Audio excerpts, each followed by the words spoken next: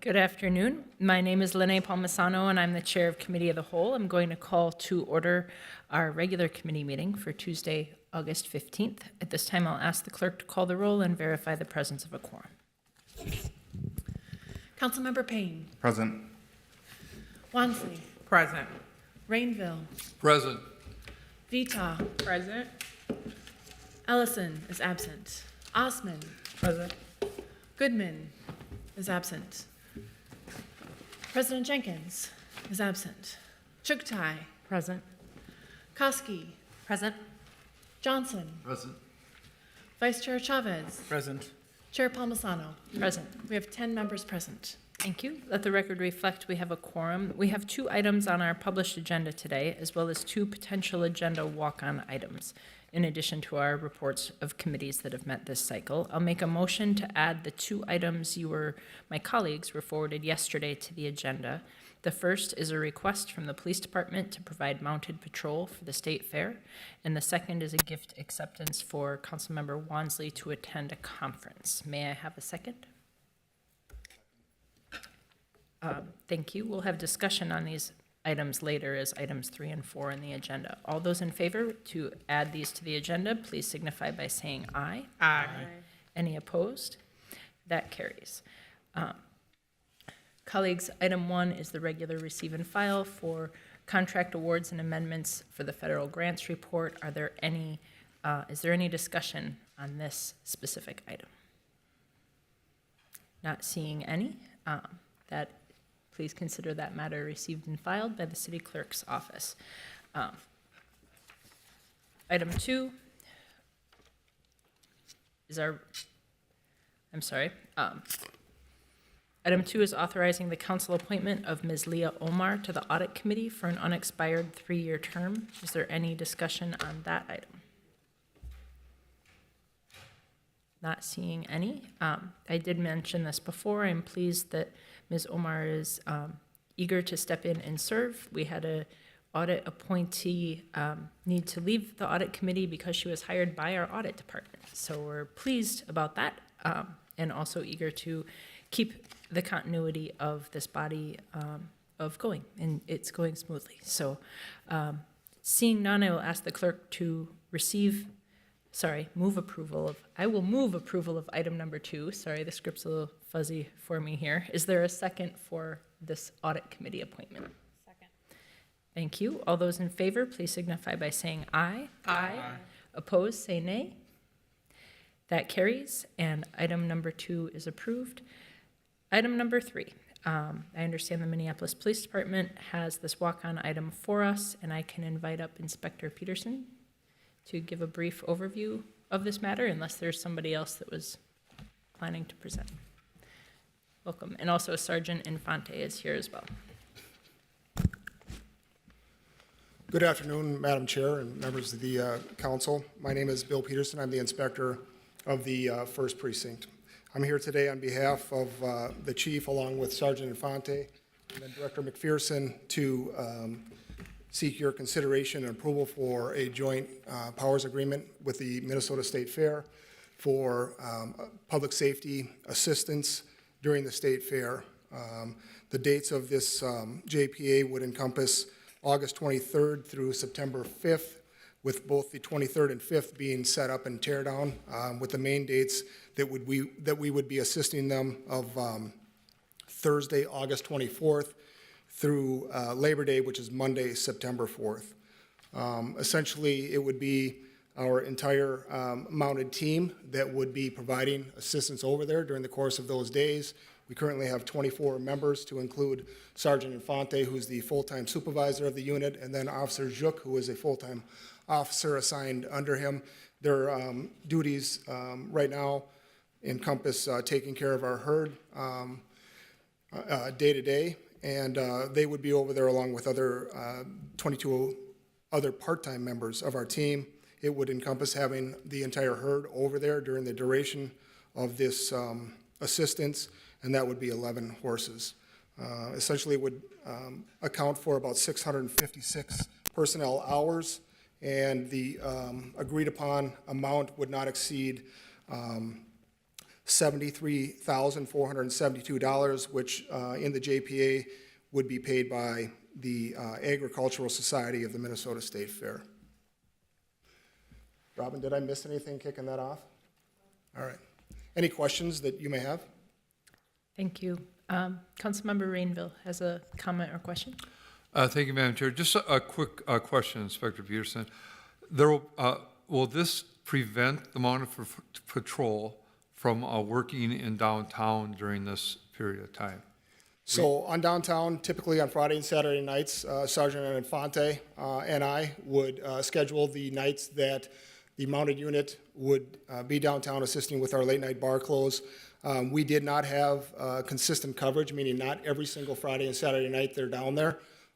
This would encompass, it should be just 2 weekends, Fridays and Saturdays, and we would not have mounted patrol in downtown on those 2 weekends. Okay, thank you very much. Yes, Can I clarify something, please? absolutely. on that? So, I'm sorry for butting in, but Councilmember, I did want to add a comment too. In all of our contracts like this, including buyback contracts, we reserve the right to pull back our officers, including mounted patrol. So if there's something that is going on that happens that we feel that we need the staffing, that we are not obligated to keep those officers and those horses at the fair. So that's our discretion. Okay, thank you, Director McPherson. And I appreciate the help that Minneapolis is giving. I know these other jurisdictions help us a lot, and the fair has gotten a little violent the last couple years. So for us to aid in that great celebration is a good thing. And thank you, Inspector, and thank you, Sergeant, for the great work that you do. And thank you, Robin, for covering that. That is actually written into this JPA, that agreement. Thank you. Councilmember Payne. Thank you, Madam Vice President. I think, Director, you may have begun to answer my original question, but just in general, staffing impact, it sounds like it's up to 10 folks. It sounds like then, is this optional overtime or is it mandatory overtime? And then what's just the operational impact on dedicating our staff to this? So early on in the conversations, because of the staffing, and me being a precinct inspector, I understand how short we all are and the effect that that would have on other units and precincts throughout the city. So early on in conversations, I made it explicitly clear that we couldn't be pulling officers off of the street to go over and work the state fair, that the agreement would be that those willing to go over and assist would be doing it on their off days. So virtually every hour of the 656 hours is officers who would otherwise be on an off day who have agreed because they really want to participate and assist at the state fair to come in during a day that would be their off time, and they'd be working over there at the state fair. And then are we risking any butting up against limits on how many total hours folks can work, whether sequentially or in a week? Or is that, have you done the math on that and that clears out? I haven't done the math on each individual officer, but each officer knows what those limitations are, and we'll make sure that they adhere to it. And then just for my education, are these officers on the horses, is this a dedicated detail that they usually have, or are they pulled off of a different type of detail to do the mounted patrols?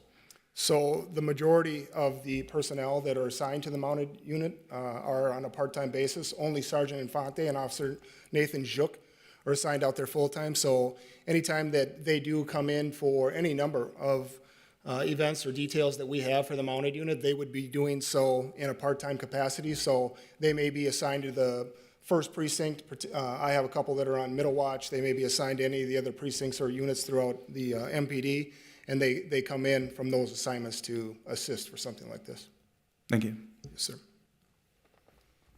Thank you. I did want to point out, here's a little fun fact my office pulled up, that on most days during its 12-day run, the Minnesota State Fair becomes the third largest city in our state, after Minneapolis and St. Paul. The average daily attendance last year was 152,000 people. So I appreciate us being able to help out in this way. Unless there's any objection, I thought we could just do a voice vote here. All those in favor, please signify by saying aye. Aye. Any opposed? Thank you. That item carries. Thank you for your time. Thank you. Councilmember Wansley has the next walk-on item for us this afternoon. Councilmember Wansley, did you want to speak briefly to that item? Sure. So this item is basically accepting a gift acceptance for reimbursement or a scholarship to attend the Local Progress Conference, which many council members have attended in prior years. There's also several that will be attending this year, and gives the opportunity for electeds to talk about policy work and exchange best practices, similar to some of the things that we do with like the League of Twin Cities. So super excited to continue having representation from Minneapolis there, as we've done in the past. And yep, pretty much standard gift acceptance form that's before you. Thank you. Are there any questions or comments on this item? Councilmember Vito. Thank you, Madam Chair. Just a quick question. Councilmember Wansley just said there's going to be other council members maybe attending. Are we going to see additional gift acceptances, or is this just for Councilmember Wansley? I am unsure of the answer to that. Is there anybody here that might want to share a little bit more about who else is going to the Local Progress Conference? It might impact quorum of some committees. Councilmember Wansley, did you have your, Councilmember Payne? I'm going, but I'm paying out of pocket. Oh, okay. Thank you. Thank you. I anticipated doing a voice vote on this as well. Absent any objections, all those in favor, please signify by saying aye. Aye. Any opposed? That item carries. Next, we will receive reports from our standing committees on matters that will be considered in front of the full council on Thursday. We'll begin with the Biz Committee, Business Inspections, Housing and Zoning. That committee's report will be read by Councilmember Osman. Thank you, Madam Vice President. The Biz Committee will be bringing 10 items that will be recommended for approval. Item 1, approving an application for Reverie Cafe and Bar for expansion of premises and license. Item 2, approving the Transportation Ride Share Worker Protection Ordinance. Item 3, approving 6 liquor license. Item 4, approving six liquor license renewals. Item 5, approving liquor license renewal for High Lake Liquors. Item 6, approving legislative directive regarding rental payment method. Item 7, approving resolution supporting Minneapolis Public Housing Authority. Item 8, approving pre-development forgivable loan for tending the soil of Minnesota for the Rise Up Center. Item 9, accepting the Spring 2023 Metropolitan Council Livable Community Account pre-development grants. And item 10, approving amendment to the comp plan for 2110 23rd Avenue North and 2114 23rd Avenue North. I'll stand by for any questions. Thank you, Madam Vice President. Thank you. I'm not seeing any discussion on that. Next, we have the Policy and Government Oversight Committee. Councilmember Wansley, could you read that report? Yes, thank you, Madam Chair. So the Policy and Government Oversight Committee will be bringing forward 14 items for approval. The first is a gift acceptance from the University of Minnesota for travel expense for the police department. The second is a bid for the 50th Street East and West ADA pedestrian ramp improvements project. 3 is a bid for the Whittier and Whittier North ADA pedestrian ramp improvement project. 4 is a bid for pre-resort mailing services for the Document Solutions Center. Number 5 is a bid for a sanitary manhole multi-layer polymeric lining. 6 is a bid for a Betrami Monroe Northeast ADA ramp improvement. 7 is contract with LHB Inc. for engineering and design services for the 18th Avenue South Bridge over the Midtown Greenway. Number 8 is a contract with SRF Consulting Group Inc. for engineering and design services for Grand Avenue South Bridge over the Midtown Greenway. Number 9 is contract with Iltron Inc. for water meter reading hardware and software services for the Public Works Water Department. 10 is contract amendment with Bolton and Mink Inc. for engineering and design services for the Bryan Ave South reconstruction project. 11 is a contract amendment with Thomas & Sons Construction Inc. for the Lower Dowling Ave, 33rd Ave, and West River Road construction project. 12 is a contract amendment with Eureka Construction Inc. for the Upper Harbor Terminal Dowling Ave North construction project. Number 13 is a contract amendment with Betonomous Roadways for hot mixed asphalt. Number 14 is a legal settlement with Costas Abuna and Jazelyn Brown versus Cody Johnson et al. It's a legal settlement. So those are the 14 items, and I will stand for any questions. Thank you. I'm not seeing any questions. Next, we have the Public Health and Safety Committee chaired by Councilmember Vito. Thank you, Madam Vice President. The Public Health and Safety Committee is bringing forward 6 items. Item 1 is approving a legislative directive related to the city's response to the opioid epidemic. Item 2 is accepting a grant from the Minnesota Department of Commerce for auto theft prevention. Item 3 is accepting a grant from the 4th Judicial Drug Court to provide police liaison research and monitoring support. Item 4 is authorizing a revenue agreement with the John Gord Theatrical Group to provide bomb detection services. Item 5 is authorizing the submittal of grant applications to Hennepin County for addressing the opioid crisis within the American Indian community. And item 6 is accepting a grant from the Minnesota Department of Health for maternal child health services. I'll stand for any questions on these items. Thank you. I'm not seeing any questions on these items. Next, we have Public Works and Infrastructure chaired by Councilmember Johnson. Thank you, Madam Chair. The Public Works and Infrastructure Committee is bringing forward 4 items this cycle. The first is a cooperative construction agreement with Met Transit for bus rapid transit platforms on Hennepin Avenue South. The second is the Hennepin Dunwoody Bikewood Project concept layout approval and easements. The third are capital improvement bond reallocation, appropriation adjustment, and revenue adjustments. Item number 4 is the Lowry Hills Special Service District Advisory Board appointments. I will stand for any questions.